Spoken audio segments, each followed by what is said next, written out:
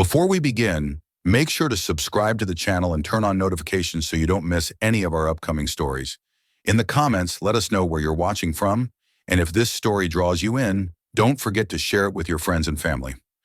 Now let's begin. Thomas Rivers had learned to measure his days by noise. The rumble of commuter trains shook the windows of their townhouse before sunrise. The distant wail of sirens stitched itself into the early morning air, and by the time he stepped outside, the street was already alive with engines, voices, and impatience. The suburb outside Philadelphia had once seemed like a reasonable compromise between opportunity and peace. But over the years it had grown dense, crowded, and relentless. The houses stood shoulder to shoulder, their thin walls carrying the arguments, televisions, and footsteps of strangers, as if privacy itself had been quietly abolished. Inside their home, the space felt perpetually unfinished. Boxes lingered in corners from a move that had happened years ago, never fully unpacked because Thomas and Laura had always believed they would leave soon. The kitchen table bore the scratches of countless late-night meals eaten over bills and paperwork, and the walls were dotted with framed prints Laura had restored herself. Each one a reminder of her patience and skill, and of how little that skill seemed to translate into financial security. Thomas taught civics at a public high school not far from home. He loved the subject, believed deeply in the idea that understanding history and systems could give people agency, but the reality of overcrowded classrooms and shrinking budgets weighed on him. Laura's freelance work restoring old books and documents came in waves, unpredictable and often undervalued. Yet she poured herself into it with care, as if every fragile page deserved dignity simply for surviving so long. Together they managed but barely. Rent rose each year, utilities followed, and the idea of saving anything substantial felt increasingly unrealistic. They spoke often about leaving, especially late at night when exhaustion loosened their caution. They imagined a place where silence was not something to be manufactured with white noise machines or thick curtains, where land stretched outward instead of upward, and where the work they put into a home would feel meaningful rather than temporary. Thomas pictured long mornings without traffic, afternoons spent repairing something tangible, evenings where the only sound was wind moving through trees. Laura imagined light filtering through old windows, shelves lined with books she had repaired herself, and the slow satisfaction of building a life that felt anchored. The idea had remained abstract until one quiet evening, when Laura, half listening to a documentary playing in the background, began scrolling through listings on her laptop. It was a habit born of curiosity rather than intent, a way of dreaming without committing. That night, however, something caught her attention. A municipal property auction site, offering surplus and abandoned buildings across several Appalachian counties, had posted a new batch of listings scheduled to close within days. She called Thomas over, and together they leaned toward the screen. The photographs were small and poorly lit, but even through the grain they could see broad porches, aging facades, and properties surrounded by dense greenery. The descriptions were brief, almost dismissive, emphasizing disrepair and legal disclaimers. Yet the prices were startlingly low. Entire houses were listed for less than the cost of a used car. Thomas felt something stir that he had not felt in years. He had always been drawn to old structures, to places that carried the weight of time in their beams and floors. History to him was not confined to textbooks. It lived in objects, in spaces shaped by human hands and decisions. The thought of restoring something abandoned, of giving it purpose again, appealed to both his ideals and his longing for escape. Laura, more cautious by nature, voiced her concerns immediately. The listings offered no guarantees, no inspections, and no promises beyond the transfer of ownership. The properties could be riddled with mold, structurally compromised, or entangled in bureaucratic complications. She reminded Thomas that they had no experience with major renovations, no safety net if things went wrong. Thomas countered with optimism sharpened by frustration. They had managed on little before. They were careful, resourceful, and willing to learn. Even if the house needed work, wasn't that part of the appeal? He spoke of weekends spent repairing floors, evenings spent planning improvements, and the pride of standing back to see progress measured not in paychecks, but in visible change. As the auction date approached, Their conversations grew more focused. They agreed on a strict budget, a number they could afford without completely emptying their savings. The plan was simple: bid on a small, manageable property, something modest that would allow them to test their resolve without risking everything. Thomas bookmarked several listings that fit those criteria, cottages and small farmhouses that seemed challenging, but possible. On the evening the auction closed, Thomas sat alone at the kitchen table, laptop open, the house unusually quiet. Laura was finishing a restoration project in the other room, trusting him to handle the process. The bidding interface refreshed constantly as timers ticked down. Properties disappeared one by one as they were claimed, prices rising quickly in the final minutes. When the last of their selected listings exceeded their limit, Thomas felt a flash of disappointment followed by an odd sense of relief. Perhaps this was a sign, he thought, that they should slow down. As he prepared to close the browser, his eyes drifted to another listing, one he had not examined closely before. The description was sparse, almost careless, identifying the property only as a historic structure requiring extensive renovation. The accompanying photograph was dark and partially obscured by overgrown foliage, but the silhouette suggested something far larger than the cottages he had been watching. Without fully understanding why, Thomas clicked. The image expanded slowly, revealing a massive structure hidden behind trees, its roofline uneven, its windows dark. There were no interior photos, no detailed notes, only a block of legal text warning that the building was deemed unsafe and that the buyer assumed all responsibility. The current bid was astonishingly low.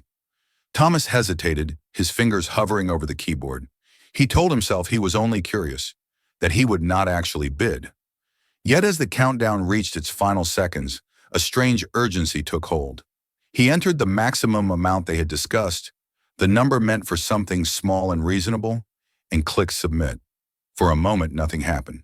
Then the screen refreshed, numbers flickered, and a confirmation banner appeared. "Congratulations, you have won the auction." The words did not register immediately. Thomas stared at the screen, reading the message again and again, waiting for it to change. His phone buzzed with a notification confirming the payment processing. Panic surged, sharp and immediate. Laura came into the room, sensing something was wrong before he spoke. He turned the laptop toward her, his mouth dry, and watched her expression shift from confusion to disbelief as the property details loaded in full resolution. The image, now clear, showed a sprawling estate, unmistakably a former manor, standing alone on several acres of land. The building's age was listed at over a century, its condition officially classified as hazardous. They moved quickly from shock to action, calling the auction office, searching for cancellation policies, clinging to the hope that there had been some misunderstanding. The response was calm and unyielding. All sales were final. Funds had already been transferred. Ownership would be processed within days. That night, sleep was impossible. They sat together at the table, the glow of the laptop illuminating stacks of documents and disclaimers they had failed to read closely enough. Laura's fear surfaced in quiet questions about safety, finances, and the reality of uprooting their lives for a mistake. Thomas oscillated between guilt and a stubborn insistence that they could still make this work, that perhaps this was not an error, but an unexpected opportunity. By morning, the decision was made, if only because there was no alternative. They would go. They would see the property with their own eyes, assess the situation, and decide their next steps from there.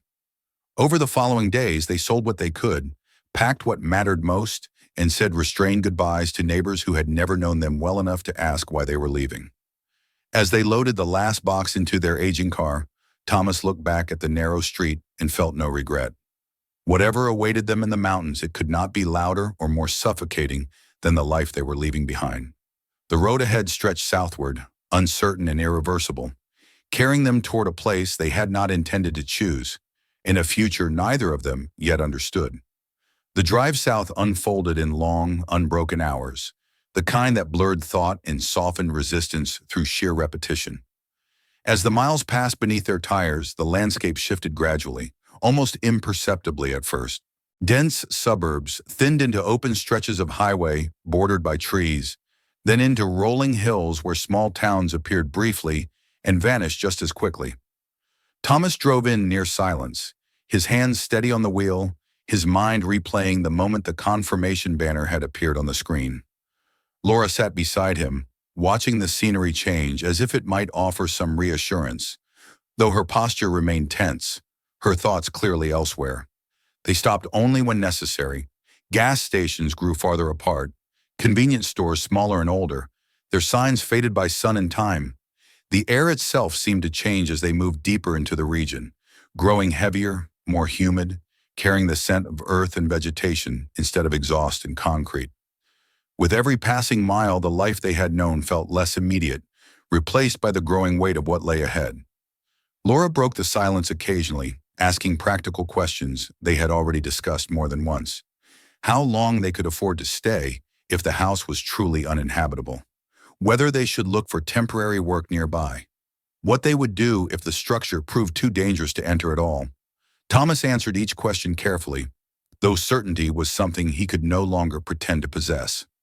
Still, beneath his anxiety, a quiet resolve had taken root. They were committed now, not by desire but by circumstance. And there was something strangely clarifying about that. By late afternoon, the highway narrowed into a two-lane road that wound through forested hills. Cell service weakened, then disappeared entirely, leaving them dependent on downloaded maps and handwritten directions copied from the auction paperwork.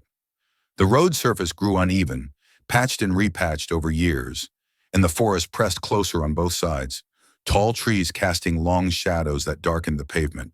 When they finally reached the town, it revealed itself slowly, almost reluctantly. A modest main street emerged from a bend in the road, lined with low buildings that looked as though they had been standing far longer than anyone currently living there. A diner with a flickering sign sat across from a hardware store, whose windows displayed tools arranged with careful pride. A gas station occupied the far end of the street, its pumps older than any Thomas remembered seeing in use. As their car rolled past, conversations paused. People sitting outside the diner turned their heads in unison, their gazes lingering longer than curiosity alone would justify. Thomas offered a brief wave, instinctive and polite, but it went unanswered. Laura felt a tightness settle in her chest, the kind that came from being seen too clearly and not understood at all. They followed the directions toward the property, leaving the town behind after only a few blocks. The road narrowed again, this time to a single lane bordered by overgrown hedges and leaning fences. After several minutes, a long, tree-lined drive appeared on the left, partially hidden by vines and low-hanging branches. There was no sign marking the entrance, only a rusted gate hanging open as if it had long since given up its purpose. They turned in, the gravel crunching loudly beneath their tires. The drive stretched farther than expected, curving gently through thick vegetation that seemed to close in behind them. For a moment, Laura wondered if they had missed the house entirely, but then it appeared at the end of the path, sudden and imposing. The mansion rose from the land like a forgotten monument. Its size alone was startling, far larger than the photograph had suggested. The roof lines sagged unevenly, shingles missing in broad patches. Several windows were boarded shut, while others gaped open, their glass shattered or long gone. Vines crawled across the facade, clinging to the walls and porch columns with invasive persistence. One shutter swung loosely in the breeze, its faint tapping the only sound in the still air. Thomas parked the car and turned off the engine. Neither of them moved. The silence that followed felt unnatural, heavy, as though the land itself were holding its breath. Laura was the first to speak, her voice barely above a whisper. She remarked on how much larger it was than she had imagined, though what she meant was something closer to unease. They stepped out of the car together. The ground beneath their feet was uneven, strewn with dead leaves despite the season. The air felt cooler here, shaded by the dense canopy of trees, and carried the faint scent of damp wood and decay. As Thomas walked closer, he could see the craftsmanship that had once defined the house. Beneath the peeling paint and wrought, intricate woodwork remained visible, hints of a time when this place had been built to endure. Inside the town, their arrival had not gone unnoticed. They experienced this firsthand when they returned later that evening to pick up basic supplies. At the general store, the clerk looked at them with measured curiosity, his gaze sharpening when Thomas mentioned the property at the end of the old drive. The man's expression darkened slightly, and he commented that the house had been empty for a very long time. People who tried to stay there never did so for long, he added, his tone carefully neutral. Outside near the gas station, Laura overheard a murmured remark from a pair of locals watching them load supplies into their trunk. The words were not overtly hostile, but they carried an unmistakable edge, the suggestion that some places were better left alone, especially by outsiders who did not understand the weight of local history. As night approached, they returned to the property, unsure where else they could go. The mansion loomed larger in the fading light, its dark windows reflecting the last traces of the sky. They carried only essentials inside, choosing a corner of the front hall where the ceiling appeared most intact. The air inside was thick with dust and the scent of long-neglected wood. Every step sent a hollow creak echoing through the space, the sound traveling farther than it should have. They laid out their sleeping bags beneath a lantern's dim glow, surrounded by towering walls that seemed to absorb the light rather than reflect it. Shadows stretched and shifted with every movement, making the space feel unstable, alive in an unsettling way. Laura tried to focus on the practicalities, on how they would organize their inspection in the morning, but her thoughts kept returning to the way the house seemed to watch them, silent and patient. That night, sleep came in fragments. The house responded to the cooling air with groans and sighs, the settling of old beams sounding almost deliberate. Wind slipped through broken windows and gaps in the roof, producing low whistles that rose and fell unpredictably. At one point, Laura woke suddenly, convinced she had heard movement somewhere beyond the reach of the lantern light. She listened carefully, her breath shallow, until the sound faded back into the general chorus of the night. When morning finally arrived, it did so hesitantly. Pale light filtered through the boarded windows, cutting narrow paths across the dusty floor. Thomas woke with his back aching and his thoughts already racing. He lay still for a moment, listening, but the house was quiet now, as though it had exhausted itself during the night. They stepped outside together, greeted by a cool, damp morning. Dew clung to the overgrown grass, soaking their shoes as they walked along the porch.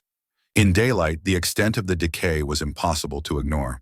Cracks ran through the window frames, sections of the roof bowed inward, and the chimney leaned at a subtle but unmistakable angle. Yet even in its state, the mansion carried a presence that was difficult to define, something that suggested endurance rather than defeat. They sat on the porch steps with mugs of instant coffee heated over a small camping stove, neither of them speaking for several minutes. The silence of the property pressed in around them, broken only by distant birdsong. Finally, Thomas spoke of the need to be methodical, to assess the risks and understand what they were facing. Laura nodded, her gaze fixed on the house, her fear tempered by a growing sense of inevitability. As they prepared to begin their inspection, the tension between them shifted. The shock of arrival had given way to a cautious determination. Whatever this place was, whatever history it held, they were here now.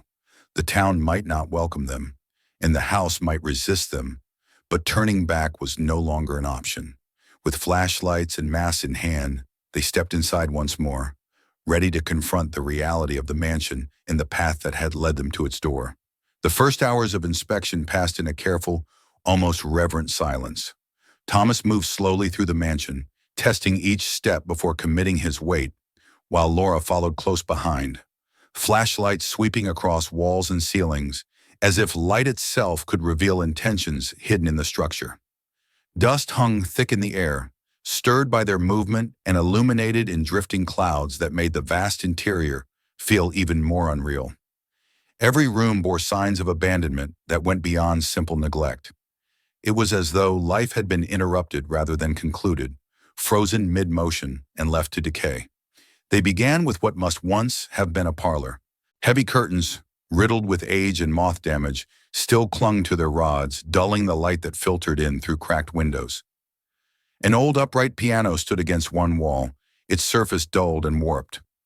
Laura pressed a single key, more out of instinct than curiosity, and the sound that emerged was flat and hollow, like an echo trapped inside wood that no longer remembered music.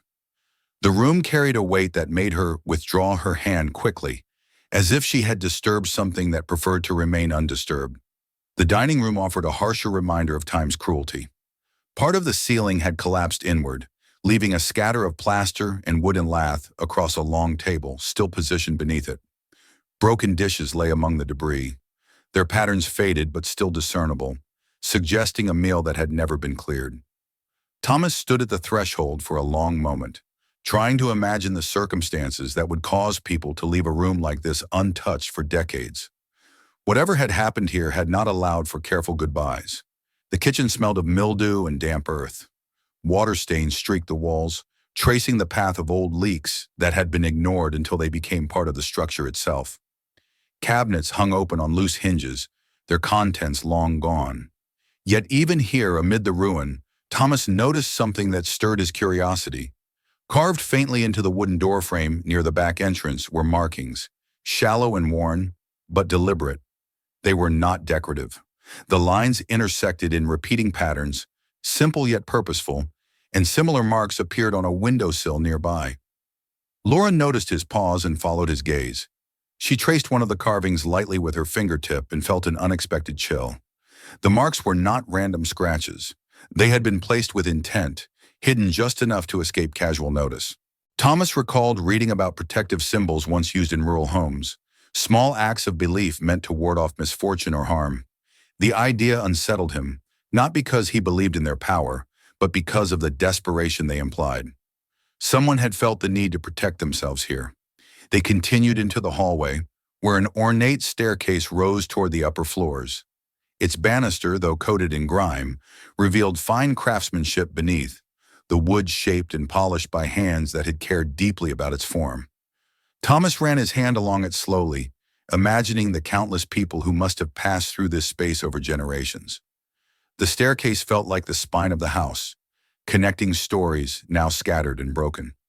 At the far end of the hall, they found a narrow door partially concealed behind a sagging panel. When Thomas pulled it open, the hinges shrieked in protest, releasing a wave of cold, damp air. A steep staircase descended into darkness. The smell of earth and mold was stronger here, and Laura hesitated before following him down, one hand gripping his sleeve as they moved cautiously. The basement was unfinished, its floor packed dirt and uneven stone. Broken crates and rusted tools lay scattered as if discarded in haste.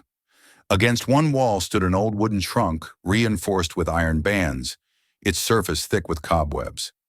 Something about it drew Thomas immediately. He knelt, brushed away the webs, and forced the lid open with a creak that echoed softly through the space. Inside was a jumble of papers, brittle and yellowed, along with several faded photographs and a few small objects wrapped carefully in cloth. Thomas lifted the top photograph and felt his breath catch. It depicted a group of people posed in front of the mansion, the building clearly recognizable despite its younger appearance. The individuals stood stiffly, their expressions serious, as if the act of being photographed demanded solemnity. His eyes were drawn to one figure standing slightly apart from the rest. The resemblance was undeniable. The same shape of face, the same set of the eyes. Even the posture felt familiar. For a long moment, Thomas could not speak. Laura leaned closer, her flashlight illuminating the photograph more clearly, and she saw it too. The recognition passed between them without words, heavy and unsettling. Thomas shuffled through the remaining papers, his hands trembling now. Letters written in careful script, property records, receipts, and lists of names repeated again and again. One name appeared so often that it seemed to pulse from the page. It was a name he had known all his life, one he associated with childhood stories and family gatherings. He whispered it aloud, scarcely believing it. Laura listened, her heart pounding, as the implications settled between them. They carried several of the documents upstairs, their minds too full to leave them behind. The rest of the day passed in a daze as they continued exploring, but now every discovery felt charged with significance. Upstairs, the bedrooms were preserved in varying states of decay. Wallpaper peeled in long strips, revealing older layers beneath. Iron bed frames rusted quietly in corners. Old trunks lay open, spilling forgotten clothing that crumbled at the touch. In one bedroom, a vanity stood near the window, its mirror cracked but intact. Laura paused there, drawn by an inexplicable pull. She looked at her reflection fragmented across the glass, and for an instant, She thought she saw movement behind her, a shape standing just beyond the reach of the flashlight's beam. She turned quickly, her heart racing, but the room was empty. She said nothing, unwilling to give form to a fear she could not explain. As evening approached, they decided to seek answers beyond the house itself. The next morning they drove back into town, their presence now familiar enough to attract fewer stares, though the tension remained. The local library was small, housed in a squat brick building that smelled of dust and aging paper. Thomas headed straight for the local history section, pulling volumes from shelves with increasing urgency. Records revealed fragments of the mansion's past. Census logs, property transfers, and employment lists painted a partial picture of life on the estate decades earlier. The same names appeared repeatedly, year after year, woven into the operational fabric of the property. Thomas felt a growing certainty as he traced the records, a sense that the house had not merely intersected with his family's history, but had shaped it. Laura, wandering the aisles, encountered an elderly woman who recognized them immediately. The woman spoke of stories passed down through generations, of a house that had been abandoned under mysterious circumstances, of events no one liked to discuss openly. She mentioned disappearances, whispered theories, and a silence that had settled over the town like a pact. When Laura asked about the people who had lived and worked there, the woman's expression tightened. Those records existed, she said, but they were incomplete, carefully so. When they returned to the mansion, Thomas spread photocopied documents across the dusty floor, piecing together timelines and relationships. The evidence was undeniable. The names matched. The dates aligned. The house was not just a relic of local history. It was part of his own lineage, its walls having borne witness to lives that flowed directly into his. Driven by a need to see more, they began exploring the grounds beyond the immediate structure. Tall grass reached their waists in places, hiding uneven terrain and forgotten pathways. It was Laura who noticed a break in the vegetation near the edge of the property, where stone protruded from the earth at an unnatural angle. She knelt and pulled away vines, revealing the top of a weathered headstone. Thomas joined her, and together they cleared more growth, uncovering additional stones arranged in uneven rows. The inscriptions were worn but legible, names and dates carved with care. As they worked, a pattern emerged. These were not the graves of wealthy landowners, but of people whose lives had been bound to the land through labor. Near the center of the clearing stood a small crypt, its iron door rusted shut. Thomas's breath caught when he saw one name carved clearly into a nearby headstone. The dates aligned with the documents he had studied, the letters unmistakable. He knelt before it, tracing the inscription with his fingers, feeling the weight of generations pressed down upon him. Laura rested a hand on his shoulder, her own eyes stinging as she took in the reality of what they had found.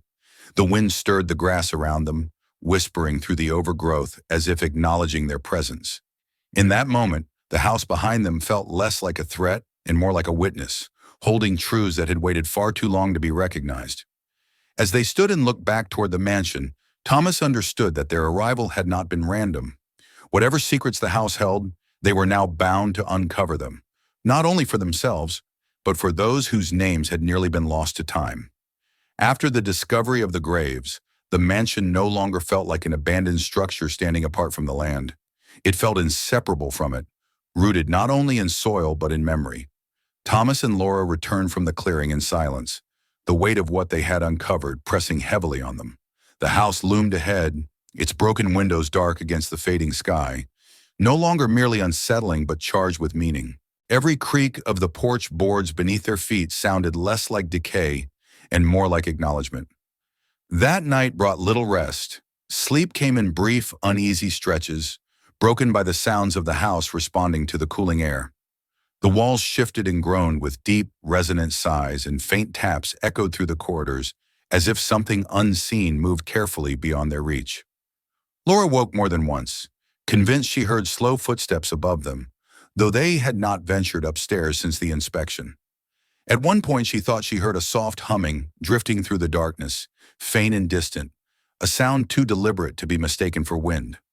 By morning, both of them were pale and exhausted, their nerves stretched thin. Despite this, or perhaps because of it, Thomas felt a growing urgency. The evidence they had gathered demanded action.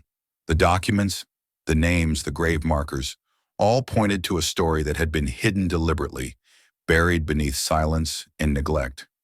He returned to the basement trunk early that morning, drawn back to it with a sense of unfinished purpose. Digging beneath the papers they had already examined, he uncovered a bundle of letters tied together with a faded ribbon. The paper was fragile, the handwriting careful and consistent. These letters were different from the others. They were personal, reflective, and addressed not to any one individual, but to an unseen future. He read them slowly, seated on the dirt floor, his back against the cold stone wall. The writer described long days of labor, of lives shaped by hardship, and of quiet hope that refused to be extinguished. One letter in particular held his attention. It spoke of endurance, of watching generations pass through the same halls without recognition, and of a belief that someday descendants would return not as workers bound to the land, but as its rightful stewards. Thomas read the words aloud to Laura later, his voice unsteady, and she felt as though the letter had been written directly to him. From that day forward, their relationship with the mansion changed. It no longer felt like a mistake they needed to survive. It felt like a responsibility they had inherited. Thomas spoke often of the letters, of the woman who had written them, and of the strength it must have taken to preserve truth in such fragile form. Laura listened, sensing that the house itself responded to this shift in perception. The sounds at night did not cease, but they seemed less threatening, more like the restless murmurs of a place awakening after long neglect. Still, the work was brutal. The house was unsafe in many areas, and before they could focus on deeper exploration, they had to stabilize what they could. Money was tight from the start. They emptied their remaining savings on essential supplies: lumber to brace sagging walls, tarps to cover holes in the roof, and basic tools to replace those lost or broken. Each purchase felt like a gamble. Laura tracked every expense meticulously, aware that there was no margin for error. They moved into a small, weathered trailer they had managed to buy cheaply from a local seller. It sat at the edge of the property, cramped and faintly rusted, but dry and structurally sound. Sleeping there felt safer than remaining inside the mansion, though even from the trailer they could hear the house at night, its old frame responding to wind and temperature as if breathing on its own. From their narrow bed, Laura sometimes stared through the small window at the silhouette of the mansion, its outlines sharp against the moonlight, and felt as though it was watching them in return. Days settled into a relentless rhythm of labor. Thomas focused on the lower level, bracing beams in the kitchen and reinforcing doorways that threatened to collapse.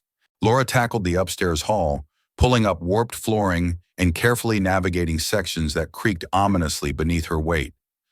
Dust coated their clothes and skin, clung to their hair, and filled their lungs despite the masks they wore. Each room revealed new damage, new challenges layered atop the old. The house seemed to resist their efforts. More than once, something gave way without warning. One afternoon, while Thomas was hauling lumber across the yard, a sudden crash echoed from inside. He dropped everything and ran, heart pounding, to find Laura standing frozen in an upstairs bedroom, white with shock. A section of the ceiling had collapsed moments earlier, plaster and wood scattered across the floor where she had been standing. She insisted she had not touched anything, and Thomas believed her. The timing felt deliberate, as though the house were testing their resolve. Their finances dwindled rapidly. Food became simple and repetitive, meals built around canned goods and instant staples. Laura sold several of her restored books online for far less than they were worth, packing them carefully before shipping them off to strangers. Thomas parted with personal items he had carried for years, telling himself they were sacrifices necessary for something larger than comfort. Each loss weighed on them, but neither suggested giving up. The town noticed their persistence. At the diner, conversations hushed when they entered, though the tone had shifted from outright skepticism to wary curiosity. A few people offered quiet gestures of help. An extra box of nails slipped across a counter, a brief offer to help haul supplies that was quickly withdrawn once the mansion came into view. No one crossed the threshold of the house.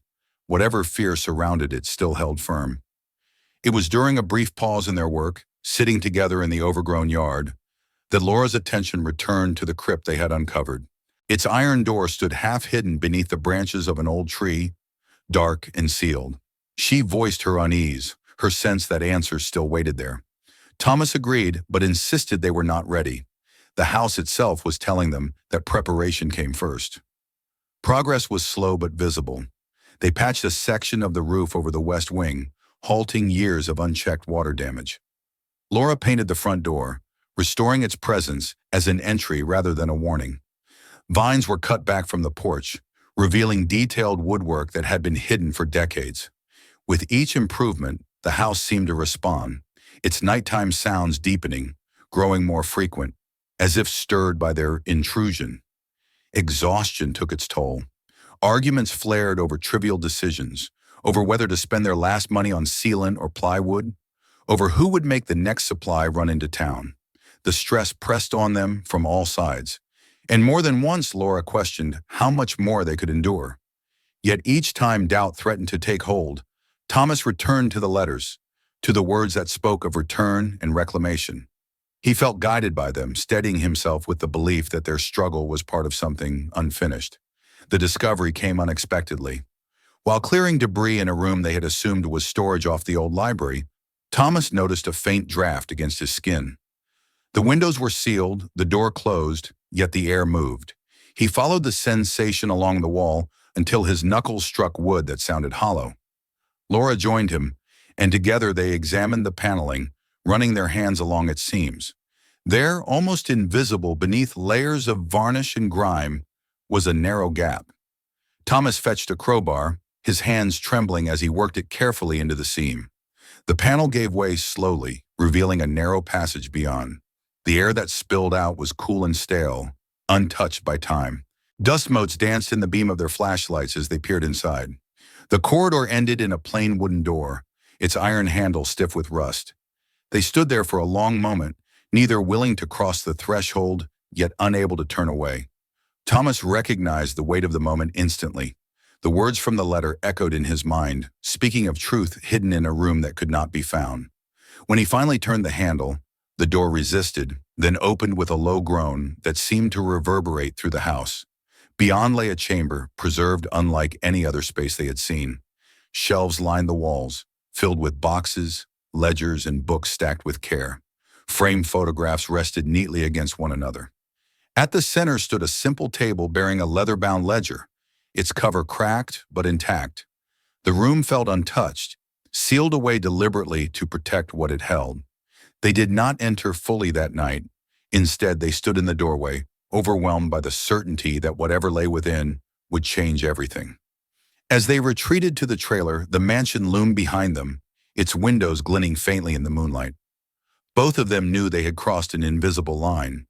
The work they had done so far was only preparation. The truth they sought now waited just beyond that door, patient and unyielding, ready to be claimed. Morning arrived with a clarity neither of them had expected. After the night spent pacing the narrow confines of the trailer, sleep had finally taken hold with a depth that felt unfamiliar, heavy, and restorative. When Thomas stepped outside just after dawn, the sky was already brightening, pale light spilling across the land and softening the jagged lines of the mansion's damaged roof. For the first time since they had arrived, the house did not seem to loom. It stood, weathered and scarred, but grounded, as though it had finally been seen for what it was, rather than what rumor and neglect had made of it. Laura joined him with 2 mugs of coffee, and together they stood without speaking, looking up at the structure that had become the axis of their lives. The fear that once accompanied every glance had dulled, replaced by something quieter and more resolute. The hidden room waited inside, its contents still untouched, and yet neither felt rushed now. The urgency that had driven them to uncover it had given way to a steadier sense of purpose. They understood what they needed to do, even if the path ahead remained uncertain. When they entered the mansion later that morning, they went directly to the concealed passage. The door to the hidden room opened with less resistance than before, as if acknowledging their return. Inside, the air remained cool and still, the space preserved against the chaos that ruled the rest of the house. They moved slowly, careful not to disturb anything unnecessarily, taking in the shelves lined with boxes, the stacks of ledgers, the photographs arranged with deliberate care. This was not a hoard of secrets gathered impulsively. It was an archive, built patiently over years with the intention of survival. Thomas began with the ledger on the central table, turning its pages with reverence. The entries continued where the basement letters had left off, forming a continuous narrative that spanned decades. They spoke of labor and endurance, of moments of quiet resistance, and of planning carried out in whispers and glances. Names appeared again and again, now familiar, now grounded in the earth they had walked over only days before. The record did not dwell on violence, but it did not shy away from truth. It documented what had been done, what had been endured, and what had finally been reclaimed. Laura worked alongside him, opening boxes, cataloging contents, laying items out carefully on the table. Photographs showed faces she now recognized from the gravestones outside, their expressions solemn but dignified. Maps detailed the property as it had once been, including areas long swallowed by growth. In one box, she found notes outlining the careful concealment of the room itself, instructions written plainly, meant to ensure that it would survive even if the house did not. They spent hours there, pausing only when the light through the narrow window shifted noticeably. When they finally stepped back into the main hall, it felt as though they were returning from another time entirely. The mansion creaked softly around them, but the sounds no longer carried menace. They felt purposeful, almost guiding. That afternoon they made a decision neither of them questioned. The house would not be restored as a private retreat alone. Its history demanded more than that. It would become a place where the story preserved within those walls could be told honestly, without embellishment or erasure. They spoke of a small archive, of guided visits, of creating a space where documents could be studied and remembered. It would not be spectacle. It would be testimony. The work that followed was the hardest yet, but it was also the most focused. They organized the hidden room first, cleaning shelves, reinforcing supports, and carefully placing each document into protective storage. Laura's experience with preservation proved invaluable. She handled each page with practiced care, repairing minor damage where possible, stabilizing what time had begun to claim. Thomas cataloged entries, creating a system that linked documents to names, dates, and locations. Together they built order where secrecy had once been necessary. Outside, the property began to change as well. They cleared the overgrowth around the burial ground completely, restoring the alignment of the stones and cleaning their surfaces so the inscriptions could be read without strain. They planted simple flowers around the crypt, not for ornamentation, but to mark it as a place of rest rather than neglect. The act felt ceremonial, though neither spoke of it as such. Inside the house, progress continued room by room. The roof repairs held, keeping out the rain for the first time in decades. Floors were reinforced, walls cleaned and sealed. They did not attempt to erase the house's age or scars. Instead, they worked to stabilize and reveal, allowing the structure to carry its history visibly. Laura repainted window frames and doors, coaxing warmth back into spaces that had long been gray and inert. Thomas restored the staircase banister, sanding and polishing it until the craftsmanship beneath the grime shone through. The town's response shifted slowly. Curiosity replaced avoidance. People began to stop Thomas at the hardware store to ask how the work was going. Some offered advice drawn from their own experiences with old buildings. One afternoon, an older man arrived unannounced with a truckload of lumber, leaving it at the edge of the drive with only a brief nod before departing. No one entered the house, but the distance between the town and the property narrowed perceptibly. They worked for weeks without pause, driven by a momentum that seemed to sustain them beyond physical endurance. Each task felt connected to the next, each repair an act of acknowledgement. Thomas began each morning by reading a passage from the ledger or a letter aloud before they started work, grounding himself in the continuity of effort that linked past to present. Laura found herself speaking quietly to the house as she worked, not out of superstition, but out of a growing sense of relationship. As the mansion grew safer and more welcoming, they began to plan a formal opening, modest but meaningful. Thomas wrote to relatives he had not seen in years, explaining what they had found and inviting them to visit. The responses surprised him. Many expressed gratitude, curiosity, and a desire to reconnect with a history they had only known in fragments. Laura reached out to a small historical association in a nearby county, offering access to the archive once it was ready. The response was cautious but respectful. The final weeks before the opening were a blur of effort. They furnished rooms with simple, second-hand pieces chosen for function rather than display. Laura sewed curtains that softened the light and brought movement back into the rooms. Thomas refinished the front door completely, restoring its carved panels until they stood out proudly against the facade. They arranged photographs along the main hallway, giving faces to names, presence to memory.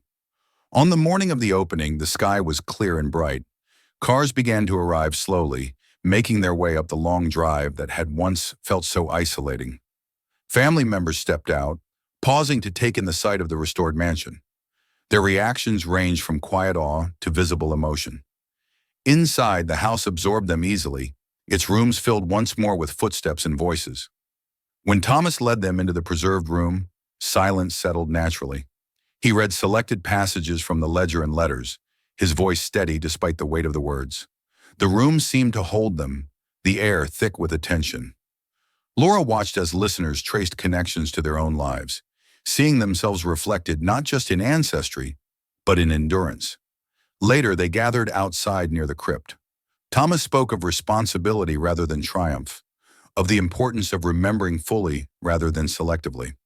He spoke of how the house had been reclaimed not by force, but by care and truth. When he finished, the quiet that followed felt complete rather than uneasy. As evening fell and guests departed, Thomas and Laura stood together on the porch. Lantern light spilled from the doorway behind them, warm and steady. The land stretched out before them, no longer silent in a way that pressed down, but calm in a way that invited rest.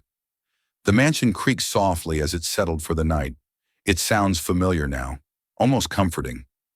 Laura leaned against Thomas, her hand finding his naturally. She spoke of how the place felt chosen, as though it had been waiting.